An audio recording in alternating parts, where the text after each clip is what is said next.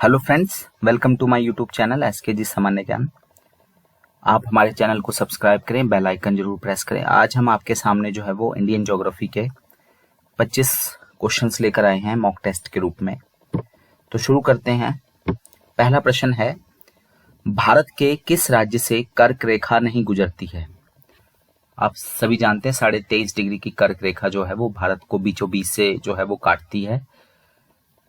ठीक है, और तो क्वेश्चन ये है कि भारत के किस राज्य से कर्क रेखा नहीं गुजरती है? ए गुजरात, बी राजस्थान, सी उत्तर प्रदेश, डी मिजोरम।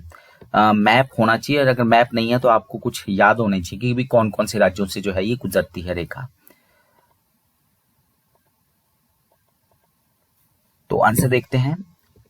तो इसका आंसर है मिजोरम, सॉरी उत्तर प्रदेश।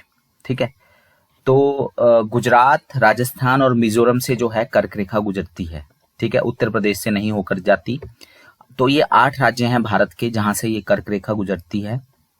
सबसे पहले गुजरात आता है, फिर उसके साथ ही साथ राजस्थान है, फिर मध्य प्रदेश है, उसके साथ छत्तीसगढ़ है, झारखंड है, फिर वेस्ट बंगाल है, और वेस्ट बंगाल के बाद बांग्लादेश होते होते फिर त्रिपुरा और मिजोरम।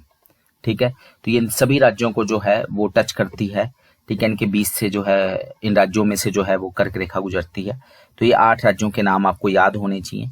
ठीक है, और मैप, जब भी आप कभी ज्योग्राफी या वर्ल्ड ज्योग्राफी करें तो आपके पास एक मैप होना चाहिए उस समय, जब भी आप कोई भी क्वेश्चन सॉल्व कर रहे हो, क्योंकि बिना मैप के फिर वो जो है वो आपको समझ नहीं आएगा। ठीक है, अगला प्रश्न है, ये भी बिना मैप के आपको समझ नहीं आएगा, क्योंकि आप जानते हैं भारत जो है वो 8 डिग्री 4 मिनट है, कन्याकुमारी जो है। वैसे तो इंदिरा पॉइंट है भारत का सबसे दक्षिणतम बिंदु, 6 डिग्री के आसपास है। तो ये तभी आपको समझ आएगा, जैसे हमने उस दिन वर्ल्ड ज्योग्राफी में 49th पैरेलल, 38th पैरेलल की बात की। ठीक है, तो अंडमान को निकोबार से डैश अलग करता है। 10 डिग्री चैनल अलग करता है, 9 डिग्री चैनल अलग करता है, 8 डिग्री चैनल अलग करता है कि 7 डिग्री चैनल अलग करता है? अंडमान को निकोबार से क्या अलग करता है? ठीक है, अंडमान निकोबार केंद्र शासित प्रदेश है। ठीक है, पोर्ट ब्लेयर उसकी राजधानी है। तो ये कई सारे, सबसे ज्यादा जो भारत के सबसे ज्यादा द्वीप हैं वो अंडमान निकोबार आइलैंड में ही है। ठीक है, लेकिन अंडमान और निकोबार ये 2 मेजर द्वीप्स हैं। ठीक है, तो आंसर देखते हैं। अंडमान को जो निकोबार से अलग करता है वो है 10 डिग्री चैनल। ठीक है, 10 डिग्री चैनल जो है वो अंडमान को निकोबार से अलग करता है। आप बड़े ध्यान से देखना कि जो कन्याकुमारी वाला हिस्सा है वो 8 डिग्री 4 मिनट पे है, और ऐसे जैसे जैसे हम ऊपर ऊपर जाते हैं, जैसे हिमाचल आता है तो 33 डिग्री 12 मिनट, 30 डिग्री से लेके 33 डिग्री 12 मिनट, यानी 30 डिग्री जो है वो सिरमौर से जाती है, 33 डिग्री जो है वो आपकी चंबा वाले ऊपर लाहौल स्पीति को टच करती है। तो 37 डिग्री 4 मिनट यानी जम्मू कश्मीर का ऊपरी भाग जो है वहां पे टच होता है। तो कहने का मतलब है कि 10 डिग्री चैनल जब अगर आप बड़े ध्यान से देखेंगे तो वो अंडमान को निकोबार से अलग करता है। 9 डिग्री चैनल जो है वो लक्षद्वीप को मिनिकॉय आइलैंड से अलग करता है। मिनिकॉय जो है वो भारत का ही हिस्सा है, और जो 8 डिग्री चैनल है वो फिर मिनिकॉय को मालदीव से अलग करता है। ठीक है, तो जो आइलैंड है मिनिकॉय उसको जो है वो मालदीव से अलग करता है। ये तीनों प्रश्न जो है वो एग्जाम में आए हुए हैं। 10 डिग्री चैनल अंडमान को निकोबार से अलग करता है, 9 डिग्री चैनल लक्षद्वीप को मिनिकॉय से अलग करता है, और मालदीव क्योंकि आप जानते हैं एक अलग देश है। ठीक है, तो मालदीव को मिनिकॉय से अलग करता है 8 डिग्री चैनल। बहुत बार प्रश्न आया हुआ। अगला प्रश्न, IST इंडियन स्टैंडर्ड टाइम, ठीक है, जिसको हम भारतीय मानक समय भी कहते हैं, 42.5 डिग्री से गुजरता है ये। और ये जो GMT है, ग्रीनविच मीन टाइम, जो 0 डिग्री है, लंदन के पास से गुजरती है GMT। तो ये जो हमारा भारतीय मानक समय है IST जो है वो GMT से कितने घंटे आगे है? ठीक है, ये तो एक्स्ट्रा इन्फॉर्मेशन यहाँ पे दी हुई है, जैसे कि IST जो है वो 82 डिग्री पे है, और GMT 0 डिग्री पे है। ठीक है, लंदन में है। तो कहने का मतलब है जो भारतीय समय है जिसको हम IST बोलते हैं वो GMT ग्रीनविच लंदन में है, यूके में।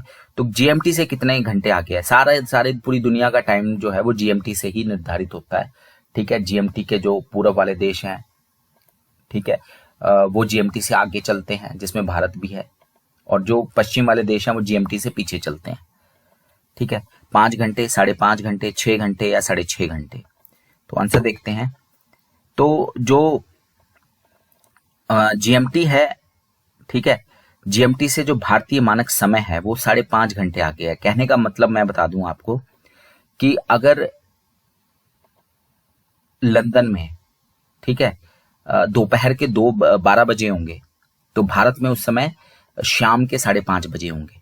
यानी कि भारत का समय जो है वो आगे चलता है, क्योंकि वो हम लंदन से पूरब की तरफ को हैं। ठीक है, तो जो भी जीएमटी से पूरब की तरफ वाले देश हैं वहां पे वो हमारा वो जो समय है वो आगे चलेगा और बाद वाला जो है वो पीछे चलेगा। ठीक है, तो 5.5 घंटे, या अगर लंदन में 1 बजे हैं दोपहर के, तो यहाँ पर जो है वो 6:30 बज रहे होंगे। अगर वहां सुबह के 3 बजे हैं, ठीक है, वहां पे अगर सुबह के 3 बजे, तो यहाँ सुबह के 8:30 बजे होंगे। कहने का मतलब हमारा टाइम 5.5 घंटे। अब 5.5 घंटे कैसे निकाला? हमने आपको उस दिन भी बताया था कि 360 डिग्री या 15 डिग्री में 1 घंटा होता है। ठीक है, 15 डिग्री में 1 घंटा होता है और 7.5 डिग्री में आधा घंटा होता है। ठीक है, तो 15 पंजे 75, 75 और, ठीक है, 75 डिग्री के बन गए 5 घंटे। ठीक है, और 7.5 डिग्री के बन गए आधे घंटे, तो तब 5.5 घंटे जो है ये आता है। अच्छा, ये जो भारतीय मानक समय है भारत के बिल्कुल बीचों बीच से गुजरता है। ये भारत ने अपना एक, वैसे तो अगर आप देखेंगे, मैंने पहले उस दिन भी बताया था, अरुणाचल और गुजरात के बीच में जो टाइम है वो 2 घंटे का अंतर है, लेकिन हमने एक बीच का पॉइंट लिया। तो बीच का पॉइंट जो है वो इलाहाबाद, जिसको अब वर्तमान में इलाहाबाद नाम नहीं है कोई भी यूपी में, अब इलाहाबाद को हम प्रयागराज के नाम से जानते हैं, नया नाम है प्रयागराज। तो ये प्रयागराज या इलाहाबाद के नैनी से गुजरता है।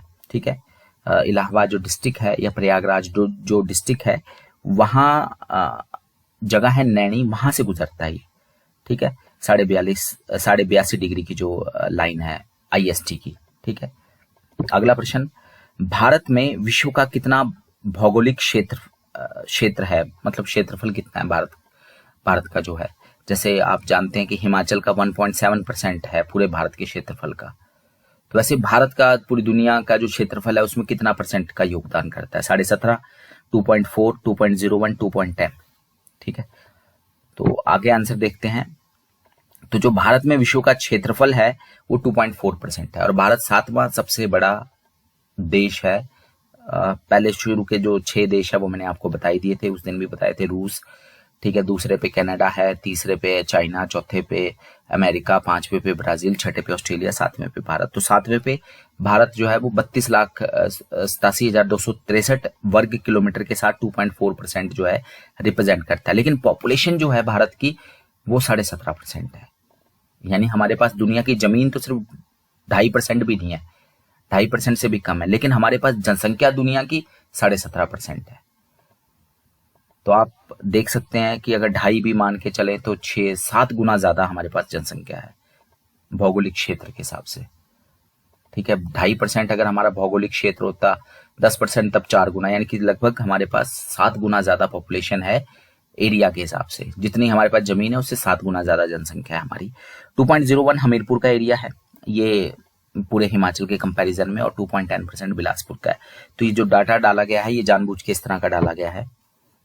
7वां सबसे बड़ा देश। नाथुला पास, नाथुला जो दर्रा है, ठीक है, वो किस राज्य में स्थित है? भारत और चीन के बीच में है ये। अरुणाचल प्रदेश, सिक्किम, मेघालय, उत्तराखंड। अरुणाचल प्रदेश, सिक्किम, मेघालय, उत्तराखंड। तो जो नाथुला पास है, ठीक है, वो सिक्किम में है, और अरुणाचल प्रदेश में बॉमडिला पास है, और लिपू लेक, जिसकी हम अभी बात कर रहे हैं, नेपाल के साथ हमारा जो चल रहा है वो नक्शे वाला जो थोड़ा सा है नेपाल के साथ, तो लिपू लेक जो जिसकी बात की जाती है वो उत्तराखंड में है। ठीक है, जो नेपाल ने अपने नक्शे में दिखाया है लिपू लेक। तो नाथुला पास जो है वो सिक्किम में है। ठीक है, नाथुला दर्रा काफी फेमस है, भारत चीन के बॉर्डर पे है, और ये बंद हो गया था 1962 के वॉर के बाद, दोबारा से फिर जो है वो चालू किया गया। सिक्किम जो है ना, सिक्किम जो है वो 1974 में भारत में मिला है। इससे पहले सिक्किम जो था वो भारत का हिस्सा नहीं था। ठीक है, ये बहुत इंपॉर्टेंट चीज है। इंदिरा गांधी के टाइम में वो सिक्किम जो है वो भारत में उसका विलय करवाया गया, और बाद में 1975 में इसको जो है वो राज्य का दर्जा दिया गया। सतपुड़ा और विंध्याचल पर्वतमाला के बीच कौन सी नदी बहती है? ये बहुत इंपॉर्टेंट है। मैं ये 2 क्वेश्चन आएंगे, उसके बाद मैं आपको पूरा ये बताऊंगा। सतपुड़ा और विंध्याचल, ठीक है, पर्वतमाला के बीच कौन सी नदी बहती है? ए नर्मदा, बी ताप्ती, सी कृष्णा, डी कावेरी। ए नर्मदा, बी ताप्ती, सी कृष्णा, डी कावेरी। आंसर देखते हैं।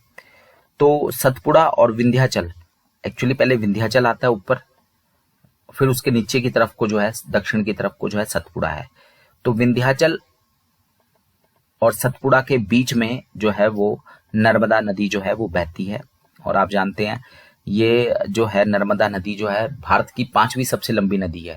और अगर सिर्फ हम भारत में बहने की बात करें तब तीसरी सबसे लंबी नदी है। मतलब ऐसी नदी जो ना कहीं दूसरे देश में जाती है, ना दूसरे देश से आती है।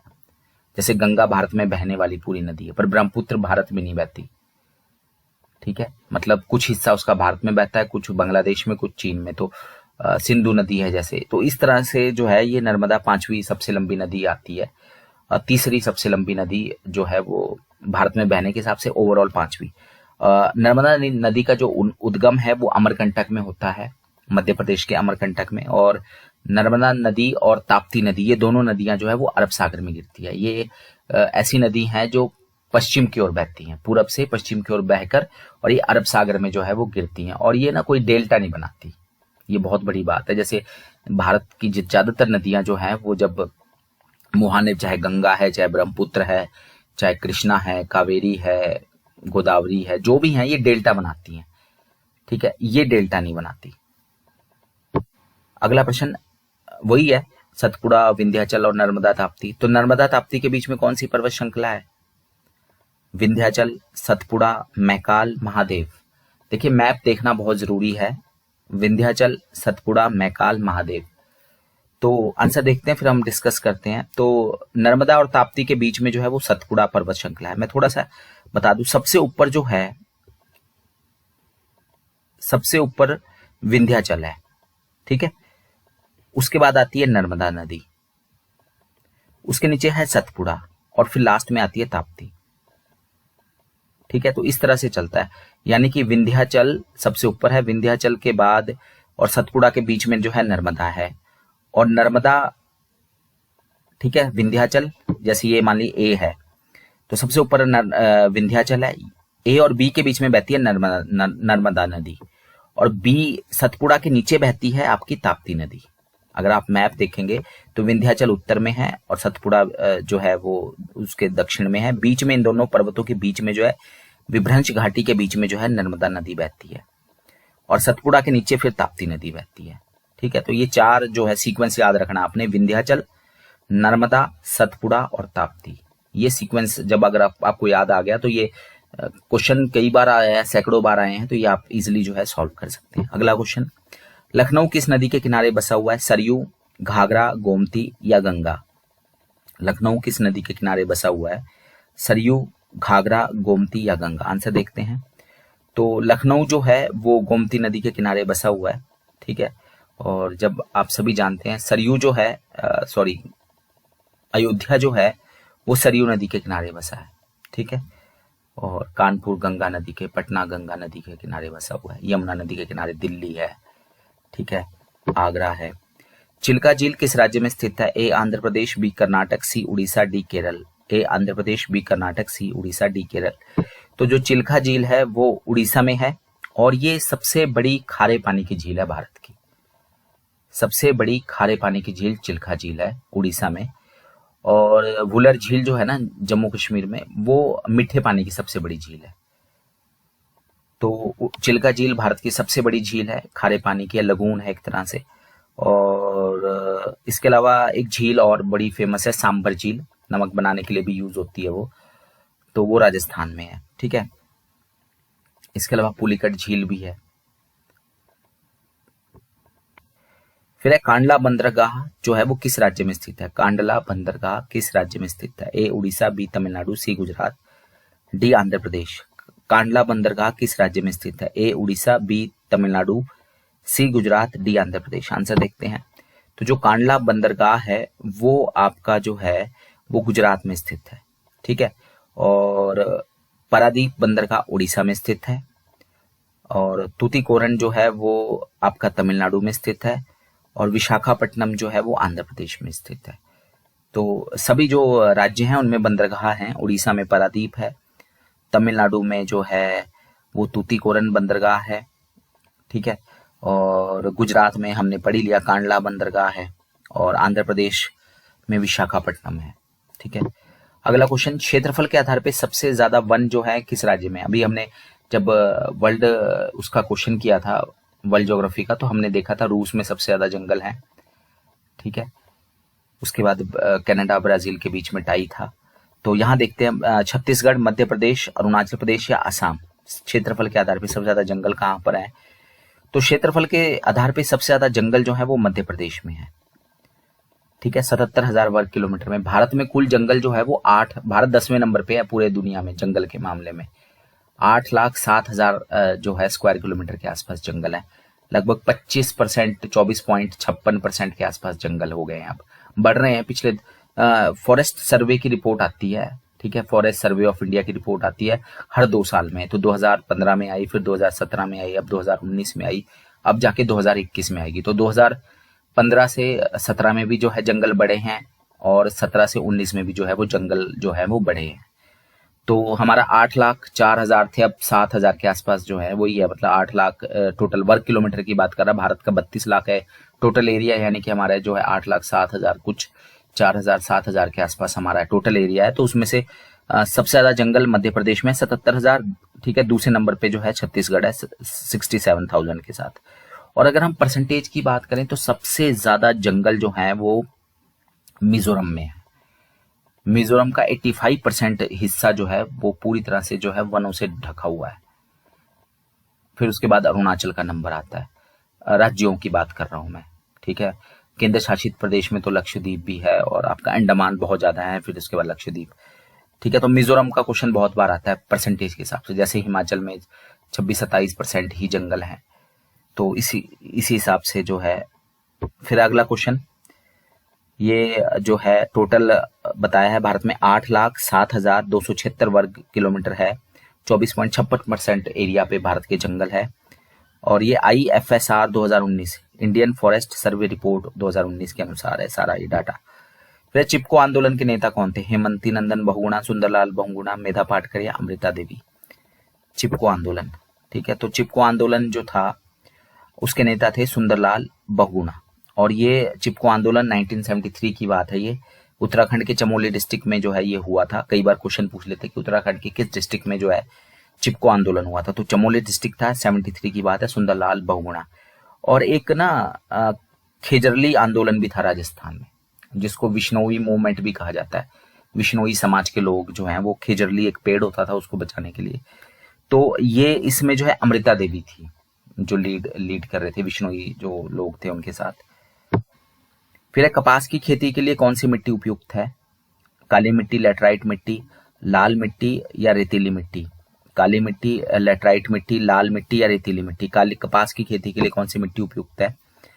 तो कपास की खेती के लिए जो है वो काली मिट्टी फेमस है, इसको रेगड़ भी के नाम से भी जाना जाता है। और गुजरात, मध्य प्रदेश, महाराष्ट्र, ये जो पश्चिमी राज्य हैं, ठीक है, ये कपास की खेती के लिए बहुत, क्योंकि लावा से जो है ये बनी है, ठीक है। तो ये काली मिट्टी जो है, ठीक है, ज्यादातर जो पश्चिमी भारत है, गुजरात, महाराष्ट्र और मध्य प्रदेश का जो पश्चिमी हिस्सा है वहां पे ये पाई जाती है काली मिट्टी, और कुछ हिस्सा जो है वो उत्तरी कर्नाटक का भी इसमें आता है। तो कपास की खेती के लिए फेमस है, रेगड़ के नाम से जाना जाता है। सर्दियों में उत्तर भारत में वर्षा किस चीज से होती है? आपने सबने देखा होगा कि फरवरी के महीने में बारिश होती है, जनवरी के एंड और फरवरी में हर सर्दी में जो है वो बारिश होती है। और उत्तर भारत में जो पहाड़ है वहां पे तो बर्फबारी होती है, और पंजाब, हरियाणा, उत्तर प्रदेश और हिमाचल में के जो मैदानी इलाके हैं वहां पे बारिश होती है, और पहाड़ी इलाकों में बर्फ पड़ती है। तो वो किस वजह से होती है? मानसून से, पछुआ पवनों से, पश्चिमी विक्षोभ से या चक्रवात से? आंसर देखते हैं। तो जो सर्दियों में उत्तर भारत में या उत्तर पश्चिम भारत में जो बारिश होती है वो पश्चिमी विक्षोभ से होती है, वेस्टर्न डिस्टर्बेंस जिसको कहा जाता है, ठीक है। और ये अरब सागर और आपका जो भूमध्य सागर से जो हवा आती है वहां से जो है ये, ठीक है, तो वो जो है वो सर्दियों में जो है उत्तर भारत में बारिश करता है। पश्चिमी विक्षोभ बोलते हैं इसको, वेस्टर्न डिस्टर्बेंस। मानसूनी बारिश जो होती है वो जून जुलाई अगस्त सितंबर में जो बारिश होती है वो मानसून से होती है। दक्षिण पश्चिम मानसून, साउथ वेस्ट मानसून, क्योंकि वो दक्षिण पश्चिम दिशा से आता है और सबसे पहले वो बारिश करता है केरल में। और एक चीज और बता दूं मैं, जो मानसून होता है ना, जब वो वापस लौटता है, लौटता हुआ मानसून, ठीक है, पूरी बारिश कर देता है वो सितंबर के महीने में, ठीक है, हिमालय पर्वत से टकरा जाता है, मानसूनी पवनें हिमालय से टकरा जाती हैं, खाली हो चुकी होती हैं, ठीक है, वापस आती हैं क्योंकि उसमें नमी तो होती नहीं है। लेकिन जो बंगाल की खाड़ी से वापस आ रहा होता है जो हवाएं ना, वो बंगाल की खाड़ी से फिर से नमी ले लेती है, और लौटता हुआ जो मानसून है ना, वो जब वो बंगाल की खाड़ी से जो है नमी ले लेता है, तो वापसी में वो लौटते समय जो है वो नवंबर के महीने में तमिलनाडु में बारिश कर देता है। तो तमिलनाडु में ज्यादातर, क्योंकि वो वृष्टि छाया प्रदेश है, तो वो उतनी बारिश वहां पे जुलाई में नहीं होती जितनी वहां नवंबर में होती है। तो ये क्योंकि लौटता हुआ मानसून आता है, कई बार क्वेश्चन पूछते हैं इसके बारे में, तो तमिलनाडु में लौटता हुआ मानसून बारिश करता है, ठीक है। इस समय मानसून का सीजन चला हुआ है, दक्षिण पश्चिम मानसून से बारिश हो रही है। इसके भी 2 शाखाएं हैं। अगला क्वेश्चन, हीराकुंड बांध किस नदी पर स्थित है? चिनाई वाला सबसे लंबा बांध है हीराकुंड बांध, ठीक है। नर्मदा, ताप्ती, महानदी, कृष्णा। हीराकुंड बांध किस नदी पे स्थित है? नर्मदा, ताप्ती, महानदी या कृष्णा? तो दुनिया का सबसे लंबा बांध माना जाता था। तो ये महानदी में स्थित है, ठीक है, हीराकुंड बांध, और ये उड़ीसा में स्थित है। 1957 में इसका उद्घाटन किया गया, ठीक है। अगला क्वेश्चन, केवलादेव पक्षी उद्यान कहाँ पर स्थित है? केवलादेव, जिसको घाना के नाम से भी जाना जाता है, ये कहाँ पर स्थित है? A Bharatpur, B Bandhavgarh, C Kalesar, D Jim Corbett. Bharatpur Rajasthan में है, बांधवगढ़ मध्य प्रदेश में है, कलेसर हरियाणा में है। एक चीज बता दूं हरियाणा के बारे में, सबसे कम जंगल हरियाणा में है, ठीक है। और डी जिम कॉर्बेट, ये भारत का पहला नेशनल पार्क है, जिम कॉर्बेट नेशनल पार्क, ये उत्तराखंड में है, ठीक है। तो केवलादेव घाना पक्षी विहार जो है वो भरतपुर में है, ठीक है, राजस्थान के भरतपुर में। और बाकी मैंने बता दिया आपको बांधवगढ़, कलेसर और जिम कॉर्बेट के बारे में। भिलाई छत्तीसगढ़, भिलाई जो है वो छत्तीसगढ़ में स्थित है। भिलाई में जो स्टील प्लांट है वो किस देश के सहयोग से लगाया गया? भिलाई छत्तीसगढ़ में जो स्टील प्लांट है वो किसके सहयोग से लगाया गया? ए यूएसएसआर, भूतपूर्व सोवियत संघ जिसको कहा जाता है, रूस, वर्तमान में रूस है। B Britain, C Germany, D America. A भूतपूर्व सोवियत संघ जिसको रूस कहा जाता है वर्तमान में, B Britain, C Germany, D America. Answer देखते हैं। तो जो भिलाई छत्तीसगढ़ का स्टील प्लांट है वो रूस के सहयोग से लगाया गया 1955 में, ठीक है, जिसको सोवियत संघ कहा जाता है। अगर सोवियत संघ आएगा तो सोवियत संघ का जो नया उत्तराधिकारी वो रूस है। तो ये है। बाकी दुर्गापुर में जो है 1956 में लगा, ये ब्रिटेन के सहयोग से लगा था। दुर्गापुर वेस्ट बंगाल में है, ठीक है। और फिर राउरकेला उड़ीसा में जर्मनी के सहयोग से लगा है स्टील प्लांट 1955 में। और बोकारो झारखंड में ये रूस के सहयोग से लगा है 1966 में स्टील प्लांट। तो 4 स्टील प्लांट फेमस हैं, ठीक है, और बहुत बार इनके बारे में सैकड़ों बार क्वेश्चन आए हैं। एक भिलाई छत्तीसगढ़ का फेमस है, दूसरा दुर्गापुर का, तीसरा राउरकेला का, चौथा बोकारो का। भिलाई छत्तीसगढ़ में है, दुर्गापुर वेस्ट बंगाल में है, राउरकेला उड़ीसा में है, और बोकारो जो है वो रूस में है। अगर आप ध्यान दें तो जो बोकारो वाला है वो सिर्फ 1966 में लगा है, बाकी सब 1955-56 में लगे हैं, ठीक है। और जो आपका भिलाई छत्तीसगढ़ वाला है और बोकारो झारखंड वाला है ये रूस के सहयोग से हैं। बाकी राउरकेला वाला जो है पश्चिमी जर्मनी, वर्तमान में तो पूर्वी और पश्चिमी जर्मनी बनकर एक हो गए हैं बर्लिन की दीवार गिरने के बाद, तो अब जर्मनी का ही जाएगा। तो राउरकेला उड़ीसा वाला जर्मनी का है, और दुर्गापुर वेस्ट बंगाल वाला जो है यूके ने, यूके मतलब ब्रिटेन। ये भी अलग अलग डेफिनेशन है, ब्रिटेन किसको कहेंगे, यूके किसको कहेंगे, इंग्लैंड किसको कहेंगे, ठीक है। इसके बारे में भी कई बार आप अलग से, ये आप चाहे तो यूट्यूब पे देख सकते हैं, आपको क्लियर हो जाएगा। कांच की चूड़ियों के लिए कौन सा स्थान प्रसिद्ध है? ए बनारस, बी कांचीपुरम, सी फिरोजाबाद, डी अलीगढ़। ए बनारस, बी कांचीपुरम, सी फिरोजाबाद, डी अलीगढ़। तो कांच की चूड़ियों के लिए फिरोजाबाद फेमस है, उत्तर प्रदेश का फिरोजाबाद ये कांच की चूड़ियों के लिए फेमस है। बनारस जो है वो पान के लिए और साड़ियों के लिए फेमस है। कांचीपुरम बीच साड़ियों के लिए फेमस है। और अलीगढ़ जो है उत्तर प्रदेश का अलीगढ़ वो तालों के लिए फेमस है। ठीक है, चाकू के लिए रामपुर फेमस है। अखबारी कागज के लिए कौन सा स्थान प्रसिद्ध है? ए सिंदरी, बी पिंपरी, सी नेपानगर, डी खेतड़ी। ये सारे के सारे स्थान बहुत फेमस हैं। ए सिंदरी, बी पिंपरी, सी नेपानगर, डी खेतड़ी। आंसर देखते हैं। तो जो अखबारी कागज है उसके लिए जो है वो मध्य प्रदेश का नेपानगर फेमस है। ठीक है, मध्य प्रदेश का नेपानगर जो है वो अखबारी कागज के लिए फेमस है। इसके अलावा सिंदरी जो है वो झारखंड में है और वो उर्वरक के लिए फेमस है।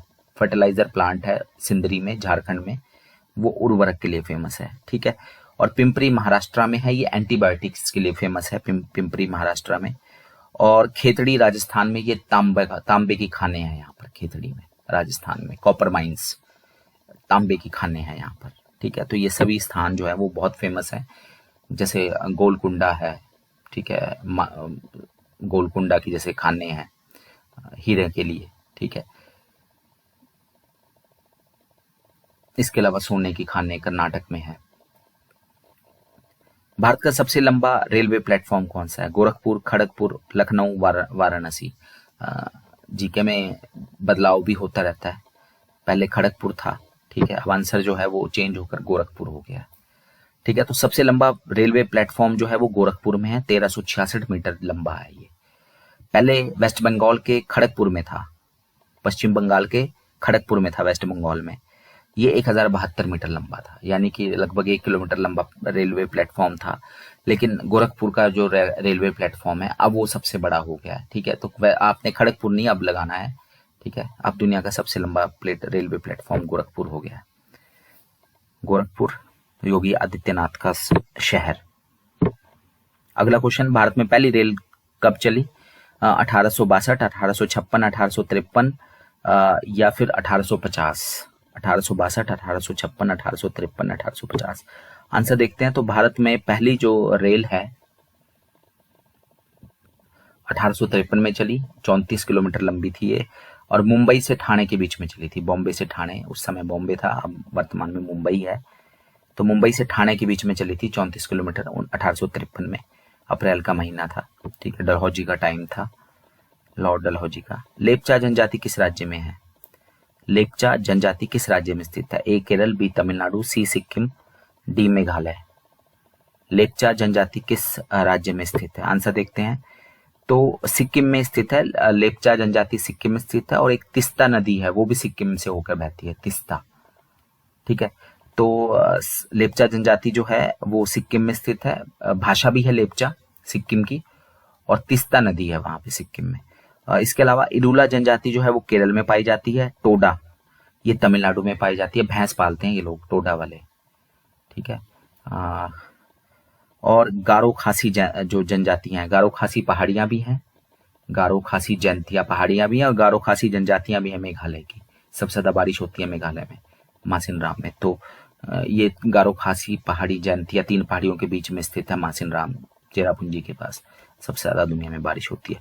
और खासी जनजाति के बारे में, खासी ट्राइब्स के बारे में एक बहुत इंपॉर्टेंट चीज है कि यहाँ पे मात्र सत्तात्मक परिवार पाए जाते हैं, यानी कि जो घर का जो मुखिया होता है वो माता होती है, और लड़की विवाह करके पति के घर नहीं जाती, लड़का विवाह करके जो है वो लड़की के घर जाता है।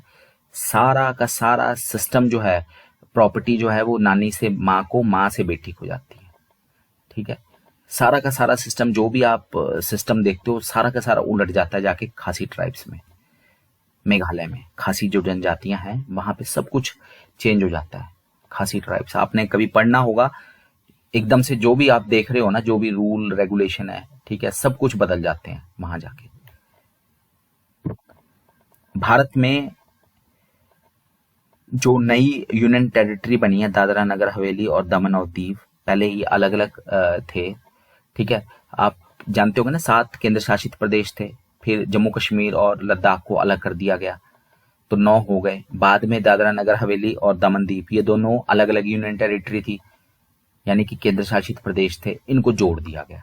ठीक है। तो जैसे दादरा नगर हवेली की पहले राजधानी शायद सिलवासा थी, दमन और दीव की अलग राजधानी थी। अब इन चारों, जब इनको सबको मिला दिया दोनों के दोनों को, तो अब इनकी राजधानी क्या है? नई यूनियन टेरिटरी है ये दादरा नगर हवेली और दमन और दीव। ठीक है, अब 8 हो गए हमारे जो केंद्र शासित प्रदेश हैं उनकी कुल संख्या। सिलवासा है इसकी नई राजधानी, नए जो केंद्र शासित प्रदेश बना है। दादरा है, दमन है, दीव है। आंसर देखते हैं। तो जो नया केंद्र शासित प्रदेश है 26 जनवरी 2020 को अस्तित्व में आया है। ठीक है, तो इसकी जो राजधानी वो है दमन। ठीक है, दमन है नए केंद्र शासित प्रदेश की राजधानी। और ये चारों के चारों में ना, दादरा, इसके अलावा नगर हवेली, दमन और दीव, ये 4 अलग अलग वो हैं। तो दादरा नगर हवेली जो है उन दोनों को जोड़ के एक यूनियन टेरिटरी बनाया गया था पहले, दमन और दीव को जोड़ के एक बनाया गया था। ये चारों के चार जो हैं मतलब दोनों यूनियन टेरिटरी जो थी पहले गुजरात में ही थी, तो अब दोनों का मर्ज कर दिया गया है। और ये सारी की सारी पुर्तगालियों का कब्जा था। जैसे आप जानते हैं ना, गोवा जो है वो 1961 से पहले जो है वो पुर्तगाल का उस पर कब्जा था। तो 1961 में जो है वो गोवा पे जो है कब्जा किया भारत ने। फिर अब बिहू कहाँ का डांस है? बिहू डांस उड़ीसा, असम, केरल, आंध्र प्रदेश। बिहू डांस उड़ीसा, असम, केरल, आंध्र प्रदेश। तो बिहू डांस जो है वो असम का है। ठीक है, और उड़ीसा का ओडिसी है। ठीक है, कथकली जो है वो केरल का डांस है। कुचिपुड़ी जो है वो आंध्र प्रदेश का डांस है।